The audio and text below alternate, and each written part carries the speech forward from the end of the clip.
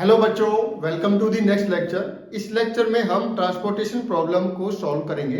एक मेथड होता है जिसका नाम है हंगेरियन मेथड। इस मेथड को हम अप्लाई करेंगे और एक प्रॉब्लम को सॉल्व करेंगे। प्रॉब्लम क्या है? ये प्रॉब्लम है हमारी, यहाँ पर मेरे पास चार सेल्समैन है, ए बी सी डी, चार सेल्समैन है और मेरे पास फोर सिटीज है, ठीक है। चार लोकेशन है जहां पर उनको भेजना है। कंडीशन ये है कि एक सेल्समैन एक ही लोकेशन पे जा सकता है, ठीक है। इसका मतलब सप्लाई कितनी है आपकी? 1। और जो आपकी लोकेशन है, एक लोकेशन पे आप एक ही सेल्समैन को भेज सकते हो, इसका मतलब डिमांड कितनी है? 1। तो अब ये मेथड समझते हैं। इस मेथड में सबसे पहले क्या करते हैं, आप मिनिमम एलिमेंट को सर्च करते हैं। पहले रो में से मिनिमम एलिमेंट को सर्च करते हैं और उस एलिमेंट से सभी एलिमेंट्स को माइनस कर देते हैं। देखिए यहां पर मिनिमम एलिमेंट क्या दिख रहा है आपको? Minimum element is 12। तो सबसे पहले हम नेक्स्ट मैट्रिक्स बनाते हैं। देखिए ये 4x4 की मैट्रिक्स है, 1 2 3 4 1 2 3 4, ठीक है। तो सबसे पहले क्या करना है आपको? मिनिमम एलिमेंट सर्च करना है रो 1 में। तो ये 12 है, तो यहां पर कितना हो गया? 0। 12 माइनस 12 0। उसके बाद 30 माइनस 12, मतलब सभी एलिमेंट्स को से माइनस करते जाना है, ठीक है। तो ये आपका आएगा 18, यहां पर आएगा 9, यहां पर आएगा 3, ठीक है। 30 माइनस 12, 21 माइनस 12, 15 माइनस 12, ये आ गया। अब देखिए नेक्स्ट रो में मिनिमम एलिमेंट कौन सा है? 9। तो 9 माइनस 9 तो 0 हो गया। उसी टाइप से 18 माइनस 9 कितना हो गया? 9 हो गया। 33 माइनस 9, 33 माइनस 9 आपका हो गया ऑलमोस्ट 24, ठीक है। 31 माइनस 9 कितना हो गया? 22। तो आप सभी एलिमेंट्स को माइनस करोगे मिनिमम एलिमेंट से। उसके बाद रो 3 में देखिए मिनिमम एलिमेंट कौन सा है? 21। 21 वाला 0 हो गया। 24 माइनस 21 कितना हो गया? 3 हो गया। 25 माइनस 21 कितना हो गया? 4 हो गया। उसी टाइप से 44 माइनस 21 कितना हुआ? 3 एंड 2 23।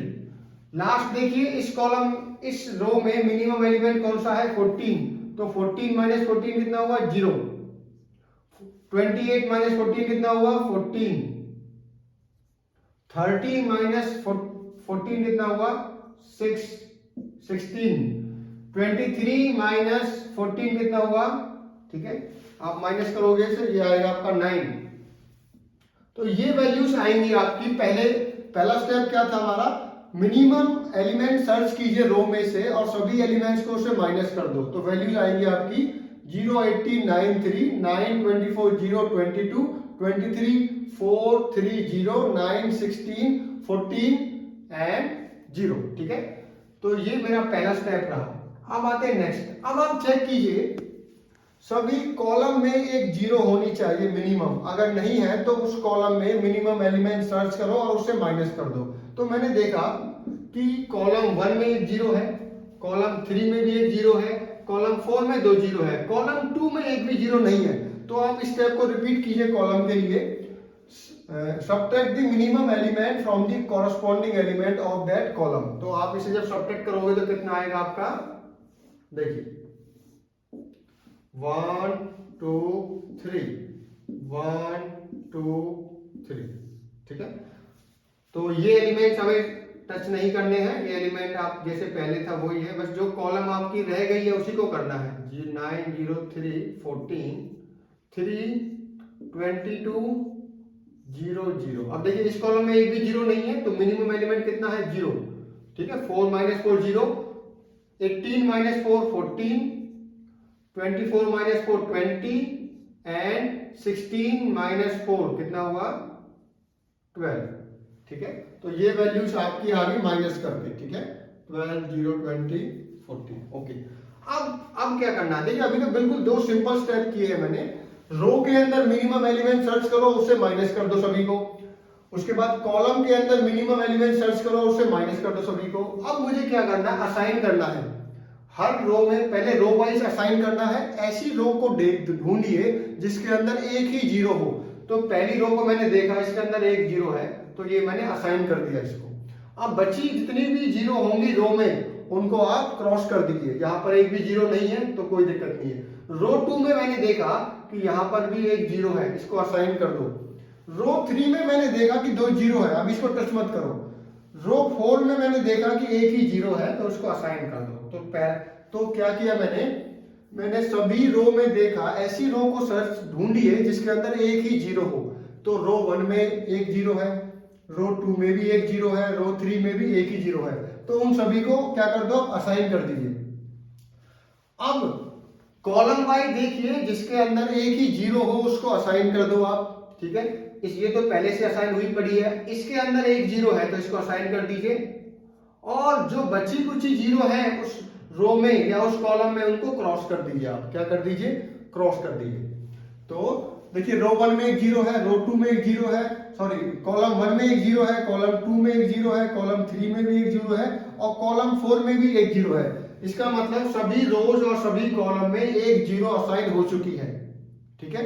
अब जो ये मेरा ऑप्टिमम सॉल्यूशन है, या आप इसको ऐसे भी बोल सकते हो, minimum number of lines crossing the zeros equal to the order of the matrix. देखिए अगर मैं इन सभी जीरोस को क्रॉस करता हूं मिनिमम नंबर ऑफ लाइन से, तो मेरी 4 लाइन मेरे पास सफिशिएंट है इनको क्रॉस करने के लिए, ठीक है। और मेरा ऑर्डर कितना है, 4/4। तो ऑप्टिमम सॉल्यूशन कब आता है, या तो आप ऐसे बोल लीजिए कि सभी रो और सभी कॉलम में एक ही जीरो असाइन होनी चाहिए, या आप ऐसे बोलिए minimum number of lines required to cross the zero should be equal to order of the matrix. अब इसका मतलब ये मेरा ऑप्टिमल सॉल्यूशन है। अब इसकी कॉस्ट निकालते हैं। कॉस्ट क्या है, देखिए कॉस्ट क्या होगी, जीरो। जीरो मतलब ओरिजिनल मैट्रिक्स कितनी थी आपकी, 12। नेक्स्ट यहां पर जीरो है, कॉस्ट कितनी होगी इसकी, जीरो मीन्स 9, प्लस यहां पर जीरो है मीन्स 25। नेक्स्ट यहां पर जीरो है, दैट मीन्स यहां पर कितनी कॉस्ट है, 14, ठीक है। आप इनको सॉल्व करोगे, विल बी कम्स आउट 60, ठीक है। तो ये कॉस्ट आई आपकी, असाइनमेंट कॉस्ट क्या आई, 60। कैसे पता लगा कि ये ऑप्टिमम सॉल्यूशन है, क्योंकि minimum number of lines required to cross the zeros equal to the order of the matrix, ठीक है। तो अभी हमने ये सिंपल क्वेश्चन किया है, इसके बाद हम देखेंगे कि अगर ऐसा नहीं होता है, मिनिमम नंबर ऑफ लाइंस आपकी जीरो को क्रॉस नहीं करती है और ऑर्डर ऑफ द मैट्रिक्स के बराबर नहीं होती है, तो फिर हमें आगे भी एक स्टेप फॉलो करना पड़ेगा। तो ये बिल्कुल सिंपल क्वेश्चन था, इसके अंदर हमने 2 ही स्टेप किए हैं। पहले मिनिमम रो एलिमेंट को ढूंढिए, उसको सभी से माइनस कर दीजिए। कॉलम के अंदर एक एलिमेंट मिनिमम एलिमेंट को ढूंढिए, सभी से माइनस कर दीजिए, और फिर असाइन कीजिए। आप असाइन कीजिए, जीरोस को असाइन कीजिए, उसके बाद कॉस्ट निकालिए आप। सो नेक्स्ट लेक्चर में हम फर्दर क्वेश्चंस को सॉल्व करेंगे, क्योंकि हंगेरियन मेथड डिपेंड करता है कि क्वेश्चन कैसा है, उसके अकॉर्डिंग फिर ये आगे इटीरेट होता रहता है, ठीक है। तो हम नेक्स्ट लेक्चर में नेक्स्ट क्वेश्चन कवर करेंगे। Thank you.